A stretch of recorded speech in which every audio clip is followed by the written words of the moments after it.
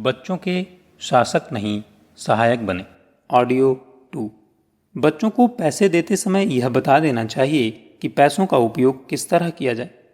बच्चों को एक निश्चित योजना समझा देनी चाहिए कि इस बार पैसे इकट्ठे होने पर अमुक वस्तु खरीद लेना तथा अगली बार दूसरी चीज खरीद लेना। इससे बच्चों को प्रसन्नता भी होती है तथा उन्हें प्रोत्साहन भी मिलता है। प्रारंभ में बालक में इन आदतों को डालने में परेशानी होती है, क्योंकि पड़ोस के बच्चों को जब बालक दिन भर खर्च करते देखता है तो उसका मन भी होता है कि वह भी खर्च करे। इसीलिए माता पिता के सामने जिद करता है, किंतु इस कठिनाई को आराम से हल किया जा सकता है। उसके लिए हमें बचपन से ही बच्चे को जरा जरा सी बातों के बारे में शिक्षण देना चाहिए। इससे आगे चलकर हमें इस कार्य में परेशानी नहीं होगी। बच्चे बड़े जिज्ञासु प्रकृति के होते हैं। आस पड़ोस के बच्चे जब एक बालक को इस तरह का कार्य करते देखते हैं तो उन पर भी इन बातों का प्रभाव पड़ता है और वे भी वैसे ही आचरण करने लगते हैं। इस कार्य में महिलाओं से हमें बहुत अधिक सहायता मिल सकती है, क्योंकि उनकी स्वाभाविक आदत होती है कि वे इकट्ठी होकर या तो सास की बुराई करती हैं या फिर बच्चों की शिकायत। यदि वे इस समय को व्यर्थ की बातों में ना गंवाकर उस समय का सदुपयोग करें और बच्चों के भविष्य के विषय में एक निश्चित प्रोग्राम बना लें तो इससे उन्हें भी लाभ होगा तथा बच्चे भी उससे खुश रहेंगे और माता पिता की परेशानी भी हल हो जाएगी। खाने पीने संबंधी आदतों के साथ साथ बच्चों को कपड़े पहनने संबंधी जानकारी देनी चाहिए। उन्हें बताना चाहिए कि कौन से वस्त्र तुम्हें कब पहनने चाहिए। इसके लिए हमें 2 अलमारी ऐसी तैयार करनी चाहिए जिनमें बच्चों के कपड़े 2 प्रकार से रखने चाहिए। एक अलमारी में रोज के पहनने योग्य कपड़े रखने चाहिए तथा दूसरी अलमारी में वे वस्त्र रखने चाहिए जो किसी विशेष अवसर पर पहने जाते हैं। इसकी जानकारी बच्चे को भली प्रकार दे देनी चाहिए। इस बात पर ध्यान रखना चाहिए कि अलमारी इतनी ज़्यादा ऊंची ना होवे कि बच्चे का हाथ उस ऊंचाई तक ना पहुंच सके। इससे बच्चे का हाथ वहां तक नहीं पहुंचेगा तथा कपड़े निकालने में सारे कपड़े गिरकर बिखर जाएंगे। अतः इन सब बातों का विशेष ध्यान रखना चाहिए। बच्चे को सिखलाना चाहिए कि कपड़े किस तरह से रखे जाएं। शुरू में बालक ठीक तरह से कार्य नहीं कर पाता है। ऐसे समय में माताएं बच्चे पर क्रोध करती तथा उन्हें मारती हैं। यह तरीका उचित नहीं है, बल्कि हमें यह करना चाहिए कि ऐसे समय पर धैर्य से काम करें। बच्चे को सिखाएं कि किस तरह से काम करना चाहिए, क्योंकि आखिर यह बालक ही है। इसकी गलतियां होना स्वाभाविक है, इसीलिए गलतियां होना स्वाभाविक है। बच्चे के छोटे छोटे हाथों से जितना होता है उतना कार्य तो वे करते ही हैं। धीरे धीरे बालक स्वयं ही सारे कार्य करने लगता है। इस तरह से यदि साहस और धैर्यपूर्वक काम लिया जाए तो किसी प्रकार की परेशानी भी नहीं उठानी पड़ेगी तथा बालक भी कार्य आसानी से सीख जाएगा। अतः हमें इस कार्य में शीघ्रता नहीं करनी चाहिए। इसके अलावा भी कई और बातों का शिक्षण बालक को दे देना आवश्यक होता है, जैसे सफाई से रहना, रोज नियत समय पर शौच स्नान से निवृत्त होकर सिर में तेल डालना तथा कंघी करने की जानकारी भी बच्चों को दे देनी चाहिए। तेल, कंघी इत्यादि एक स्थान पर सुव्यवस्थित ढंग से रख देनी चाहिए, जहाँ से बालक सुविधापूर्वक उन वस्तुओं को उठा सके। इस तरह से यदि बालक को उचित आदतों का अभ्यास बचपन से ही करा दिया जाए तो आगे भविष्य में उसे अपने जीवन का समायोजन करने में कोई भी परेशानी महसूस नहीं होती तथा उसका भविष्य उज्जवल तथा प्रकाशमय बन जाता है। मनुष्य अच्छाई और बुराई दोनों का पुतला है। त्रिविध प्रकृति, त्रिविध स्वभाव, त्रिगुण माया आदि शब्द उसकी इसी विशेषता की ओर ध्यान आकृष्ट करते हैं। हालांकि महत्व अच्छाइयों को दिया जाना चाहिए और उनके विकास को ही प्रोत्साहित करना चाहिए। अपने आसपास के वातावरण का, आनुवंशिकता का, दूसरों की आदतों का प्रभाव लेकर ही मानव शिशु अच्छी या बुरी आदतें सीखता है और कभी कभी उसमें कुछ ऐसी अवांछनीय आदतें आ जाती हैं जिनसे माता पिता को बड़ी उलझन होती है, जैसे मुंह बनाना, निरर्थक अंग हिलाना डुलाना, अंगूठा चूसना, मुंह से नाखून काटना, अनावश्यक बात पर गुस्सा करना, जिद पकड़ना जैसी कई आदतें बचपन में पड़ती हैं जिन पर उसी समय ध्यान दिया जाना चाहिए। मनोविज्ञान वेता इन अवांछनीय आदतों का कारण बच्चों के मनोग्रंथित समस्याओं को मानते हैं, जिन्हें बच्चे स्वयं नहीं समझते। बच्चे ही नहीं, अभिभावक भी प्रायः उन्हें समझने में भूल कर जाते हैं और उन समस्याओं का हल करने की अपेक्षा तीसरे दर्जे के उपाय काम में लाने लगते हैं। उन आदतों को दूर करने के लिए वे धमकाने डराने से लेकर मारपीट तक करने लगते हैं। अंगूठा चूसने वाले बच्चों के अंगूठे पर माताएं मिर्ची लगा देती हैं, या दांत से नाखून काटने वाले बच्चों के दोनों हाथ पीछे बांध देती हैं। इससे बच्चों का हित नहीं, अहित ही होता है। बच्चों को डरा धमकाकर उन्हें दंडित कर इन आदतों पर तात्कालिक रोक भले ही लगाई जा सके, पर उन आदतों के जो कारण हैं वे तो ज्यों के त्यों ही रहते हैं। उन मनोग्रंथियों का उपचार करने की अपेक्षा बच्चों का दमन करना उनकी ग्रंथियों को और भी जटिल बना देता है। मानसिक और भावनात्मक कारणों से पड़ जाने वाली इन आदतों को छुड़ाने के लिए मनोवैज्ञानिक ढंग से ही प्रयास करना चाहिए। ऐसी अवांछनीय आदतों में अंगूठा चूसने की आदत को लिया जाए। हमारे देश में बहुधा माताएं किन्हीं कामों में व्यस्त रहने से बच्चों को स्तनपान न करा पाने के कारण खुद ही उनका अंगूठा उनके मुंह में दे देती। इस प्रकार उसे एक काम में फंसाकर वह अपना काम करती रहती हैं। बच्चों को अपना अंगूठा चूसते हुए स्तनपान का आनंद मिलता है। दूध भले ही ना आए, पर उसकी समझ में यह नहीं आती। सीमित मानसिक क्षमता के कारण वह इसी को स्तनपान के समतुल्य समझने लगता है।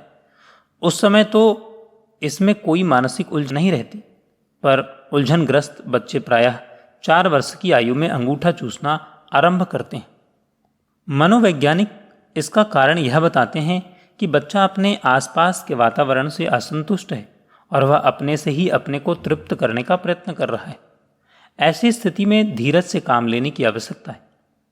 बच्चे को उसका महत्व बोध कराना चाहिए। किसी प्रकार उसे समझाना चाहिए यह आदत खराब है और यह क्रिया छोटे बच्चे ही करते हैं।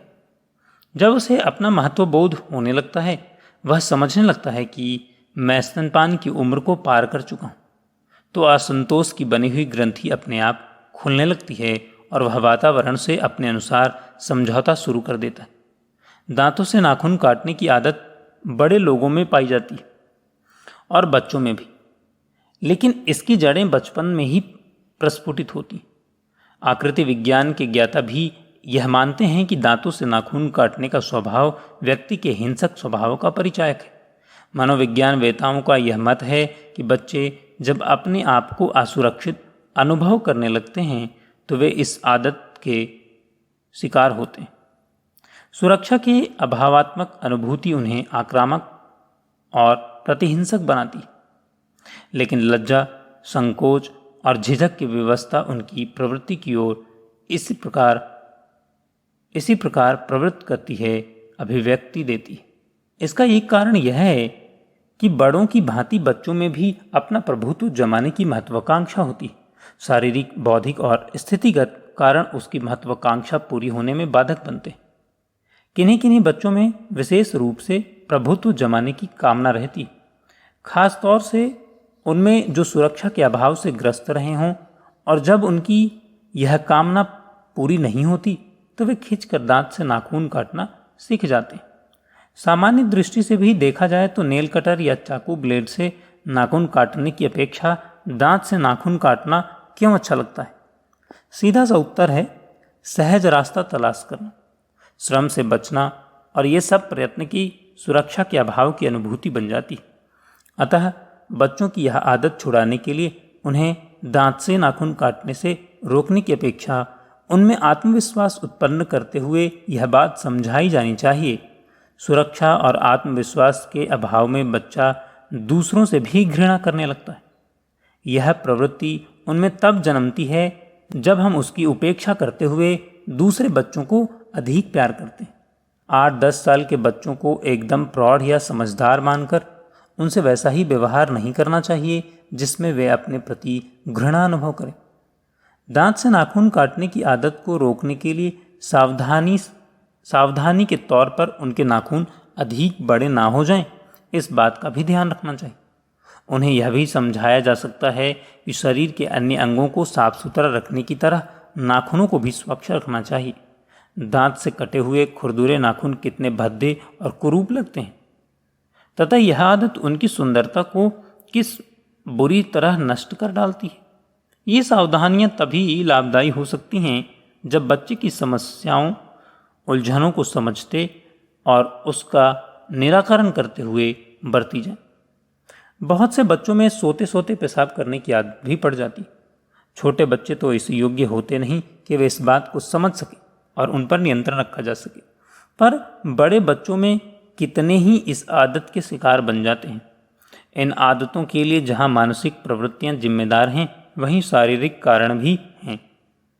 जैसे कोई बीमारी होना या रात को सोते समय पेशाब करके ना सोना अथवा पेट में कीड़े पड़ जाना। मानसिक प्रवृत्तियों में ईर्ष्या और भय मुख्य कारण है। बच्चा जब देखता है कि माता पिता उसके छोटे भाई या बहन को अधिक प्यार करते हैं, तो वह भी बिस्तर में पेशाब करता है, तो वह भी प्यार पाने के लिए उसी तरह की हरकतें करने लगता है, या वह यह प्रकट करना चाहता है कि वह भी अधिक प्यार किए जाने वाले छोटे बच्चे से किसी प्रकार कम नहीं है और हूबहू उसी तरह रह सकता है। दिन में अधिक डराए धमकाए जाने, कोई भयानक सपना देखने या चौंक उठने के कारण भी बच्चा बिस्तर गीला कर देता है, पर वह रोज रोज की बात नहीं है। इस आदत को दूर करने के लिए स्वास्थ्य की जांच पड़ताल से लेकर उसकी मानसिक प्रवृत्तियों के अध्ययन की भी व्यवस्था रखनी चाहिए, अन्यथा हम शारीरिक रूप समझते रहें और बच्चा किसी मनोग्रंथि का शिकार बनता जाए, या हम उसके उपचार की व्यवस्था बनाने का प्रयत्न करें और बच्चे के शरीर में कोई रोग घर करता जाए। अब तक तो बच्चों की कुछ विशेष आदतों की चर्चा की गई, पर कई आदतें ऐसी हैं जो सामान्य रूप से किसी भी बच्चे में उत्पन्न हो सकती हैं या होती हैं। घृणा, ईर्ष्या, भय जैसे मनोविकारों की चिकित्सा तो बड़े वयस्क लोगों की भी नहीं की जा सकती, क्योंकि इन पर स्वयं के अतिरिक्त कोई दूसरा काबू नहीं कर सकता। पर जिद करना, झिझकना, अनावश्यक संकोच करना, लोगों का ध्यान अपनी ओर आकृष्ट करने के लिए गलत सलत हरकतें करना तथा अशिष्ट व्यवहार करना आम बच्चों की समस्या है, जो बड़े होने पर काफ़ी हानिकारक हो जाती हैं। इन समस्याओं का हल खोजने से पूर्व पहले यह देख लेना आवश्यक है कि ये कमजोरियाँ कहीं हमारे माता पिता में तो नहीं है, क्योंकि कमजोरी हो या विशेषता बच्चे अपने अभिभावकों से ही उत्तराधिकारी में प्राप्त करता है। यदि ये दोष अभिभावकों में हो तो पहले अपने आप को सुधारकर बच्चों के सामने आदर्श उपस्थित करना चाहिए और उसके बाद बच्चों में उनका परिष्कार करना चाहिए। लेकिन देखा गया है कि माता पिता में कोई दोष थोड़ा सा हो तो बच्चों में वह ज़्यादा और भयंकर रूप में हो ही जाता है। वहाँ विवेकपूर्ण नियंत्रण किया जाना आवश्यक होता है। जैसे किसी बच्चे में बुरी तरह गुस्सा करने की आदत और वह आदत उसकी माँ या पिता में स्वाभाविक रूप से है, तो उन्हें चाहिए कि वे बच्चों के परिष्कार का प्रयास करते हुए उनके सामने कम से कम क्रोध करें। जिद के रूप में क्रोध की मात्रा, कामावेश सभी बच्चों को देखने को मिलती है। प्रारंभ में वह अपने ढंग से मांगने के रूप में ही होती है, परंतु जैसे ही उसे प्रोत्साहन मिलता है वह क्रोध का रूप धारण करता जाता है। जिद को कभी प्रोत्साहन नहीं देना चाहिए। जहाँ तक हो सके उसे परिष्कृत ढंग से जिद पूर्ति में निरुत्साहित ही करना चाहिए। जैसे उसे गंभीरता से ना लिया जाए तो उसकी हर उचित अनुचित इच्छा को पूरा नहीं किया जाए। जिद को नहीं, उसकी इच्छा के औचित्य को ही महत्व दिया जाए। यदि उसे प्रोत्साहन मिलता है तो हर बात में नहीं करना सीख लेता है तथा आगे चलकर उद्धत अहंकारी बन जाता है। सामान्य रूप से जिद प्रखर इच्छा शक्ति का प्रतीक है, अतः उसे रचनात्मक दिशा भी दी जा सकती।